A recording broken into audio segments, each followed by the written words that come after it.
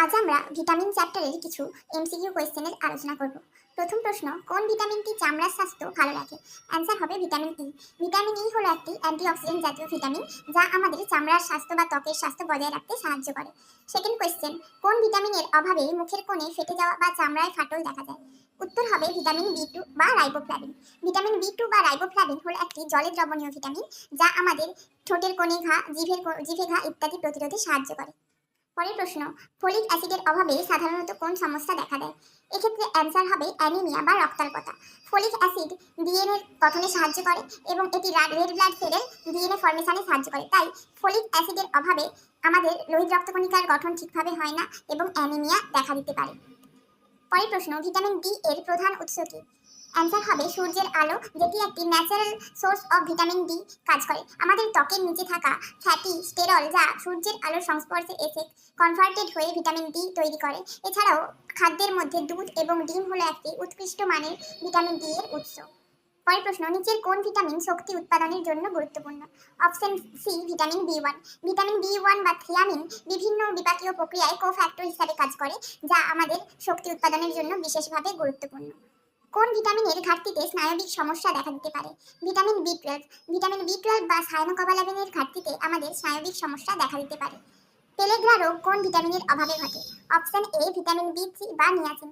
Vitamin বি3 বা নিয়াসিনের অভাবে পেলেগ্রা রোগ দেখা যায়, সেক্ষেত্রে ডার্মাটাইটিস বা ত্বকের সমস্যা, ডায়রিয়া বা পেটের সমস্যা এবং ডিমেনশিয়া বা স্মৃতিভ্রংশের মতো সমস্যা দেখা যায়। একত্রে এই তিনটি ডিকে আমরা 3D বলতে পারি, অর্থাৎ ডার্মাটাইটিস, ডায়রিয়া এবং ডিমেনশিয়া, এবং অনেক ক্ষেত্রে মৃত্যুও দেখা দিতে পারে। ভিটামিন সি এর প্রধান উৎস কি? ভিটামিন সি এর প্রধান উৎস হলো লেবু। যে কোনো ধরনের টক জাতীয় ফল মানেই সেখানে ভিটামিন সি রয়েছে। কোন ভিটামিনের অভাবে হাড় দুর্বল হয়ে যায়? Vitamin D. ভিটামিন ডি মূলত হাড়ের গঠনে এবং ক্যালসিয়ামকে হাড়ে ডিপোজিট হতে সহায়তা করে থাকে।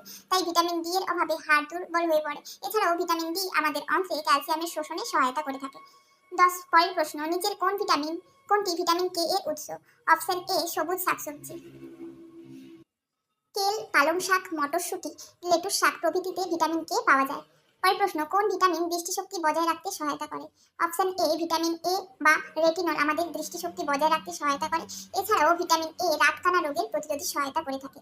ভিটামিন এ হলো একটি ফ্যাট সলিউবল ভিটামিন। পরের প্রশ্ন, কোন ভিটামিন ত্বকের জন্য অ্যান্টিঅক্সিডেন্ট হিসাবে কাজ করে? Option B vitamin E. পরের প্রশ্ন, ভিটামিন বি কমপ্লেক্স সাধারণত কোন ধরনের ভিটামিন? ভিটামিন বি কমপ্লেক্স হলো একটি জলে দ্রবণীয় ভিটামিন। ভিটামিন বি কমপ্লেক্স 8টি ভিটামিনের সমন্বয়ে গঠিত। পরের প্রশ্ন, রক্তে হিমোগ্লোবিন কমে যাওয়ার মূল কারণ কি হতে পারে? অপশন সি ভিটামিন বি12 এর অভাব। ভিটামিন বি12ও আরবিসির ডিএনএ গঠনে সহায়তা করে থাকে এবং ভিটামিন বি12 এর অভাবে রেড ব্লাড সেল ভালোভাবে ডেভেলপ হতে পারে না। তাই ভিটামিন বি12 এর অভাবে হিমোগ্লোবিনের কম ঘাটতি দেখা যায় এবং অ্যানিমিয়া দেখা যায়। ভিটামিন সি এর রাসায়নিক নাম কি? ভিটামিন সি এর রাসায়নিক নাম হলো অ্যাসকর্বিক অ্যাসিড, যা প্রধানত টক জাতীয় খাবারে পাওয়া যায়। এছাড়াও রেটিনল হলো ভিটামিন এ এর রাসায়নিক নাম, টোকোফেরল হলো ভিটামিন ই এর রাসায়নিক নাম, ক্যালসিফেরল হলো ভিটামিন ডি এর রাসায়নিক নাম। ধন্যবাদ।